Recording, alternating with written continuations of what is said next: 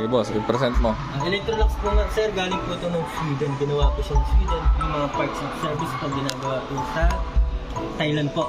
Bali warranty at 10 years service ang motor sir. Inverter na siya. Inverter na po siya. Dati isang 49,995 ngayon po 20,795 na lang po sir.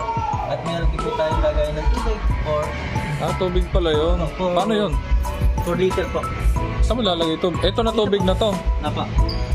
I see. Talagay yung tubig, sasalin mo siya. Napa. Tapos mamomonitor mo yung tubig dyan. Ano? Napa sir.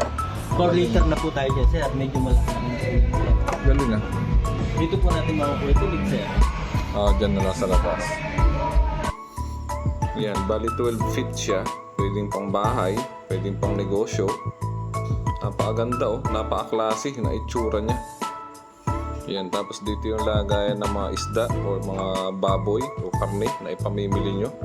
Mga gulay. Tapos meron siyang panghigop ng mga bad odor ano. Yan, tinuturo ni sir na yan. Para hindi mabaho yung rep. Basically kasi pagka yung mga rep natin, may mga karne o mga isdang ano. Pero dito sa Electrolux, meron siyang mechanism na panghigop ng mga bad odor. Yan. So dito naman, ang dami niyang compartment ano. So marami kang mailalagay ng mga stocks mo rito. Tapos eto naman yung lagayan ng cube ice niya no. So lagay ka ng tubig diyan, magpi-freeze na yung yelo diyan ano. Tapos pag pinihit mong ganon, malalaglag na sa ilalim yung mga cube ice. Napakaganda. Astig. Yun o. Napaka-convenient niyang gamitin. Nice design. For me, it's a 10/10.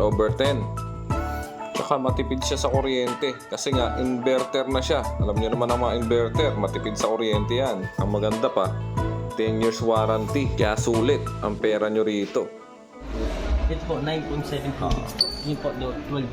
Mas maliit na ng konti. Pero same function. Up. Ay, wala lang siyang tubig. Yung dito. Yung wala lang po siyang tubig. Water Tapos stream. kinaibahan din po na ito. Isang ano lang po dito. Kasi mas maliit lang siya. Mas maliit lang po.